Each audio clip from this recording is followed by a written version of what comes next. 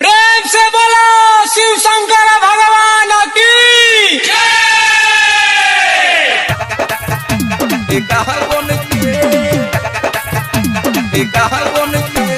DJ Manish Raxaul support जाई पूजावा जैसा हवन के तो महादेव पूजा देवी का हवन के भोले बाबा तोहरे पर आस बाटे हो मोरा दिलवा में पूरा विश्वास बाटे हो भोले बाबा तोहरे पर आस बाटे हो मोरा दिलवा में पूरा विश्वास बाटे हो एही महीना मन भावन के एही महीना मन भावन के एही महीना मन भावन के एही महीना मन भावन के सपोर्ट जाई पूजावा जैसा हवन के तो महादेव पूजा देवे का हवन के सपोर्ट जाई पूजावा जैसा हवन के तो महादेव पूजा देवे का हवन के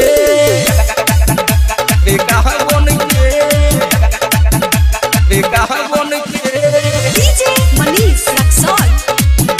सपोर्ट जाई पूजावा जैसा हवन के बोला बोला देवघर वाले बाबा की तो महादेव पूजा देवे का हवन के ढेर दिन से बाबा सुनी पीछा ओकरा परानी अदेले न भाव बाटे पिया छवा धरानी ये बाबा सुनी ना आए है ढेर दिन से बाबा सुनी पीछा ओकरा परानी अदेले न भाव बाटे पिया छवा धरानी जल ढारब दिन पावन के जल ढारब दिन पावन के जल ढारब दिन पावन के जल ढारब दिन पावन के सपोर्ट जाई पूजावा जैसा हवन के तो महादेव पूजा देवे का हवन के सपोर्ट जाई पूजावा जैसा हवन के तो महादेव पूजा देवे का हवन के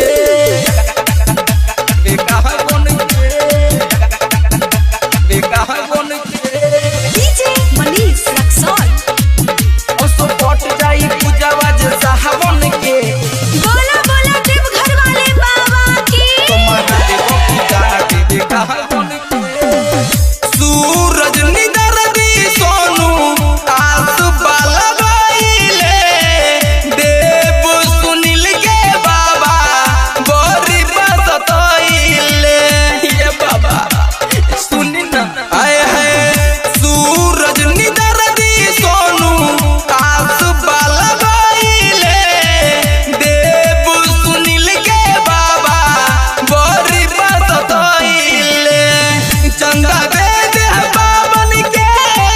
चंदा दे दे बाबन के चंदा दे दे बाबन के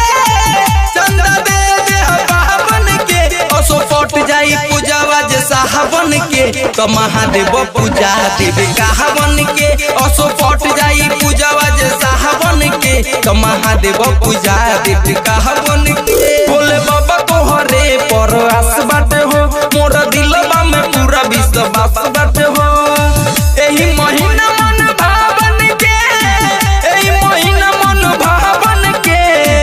एही महीना मन भावन के एही महीना मन भावन के सपोर्ट जाई पूजावा जैसा हवन के तो महादेव पूजा देवे का हवन के सपोर्ट जाई पूजावा जैसा हवन के तो महादेव पूजा देवे का हवन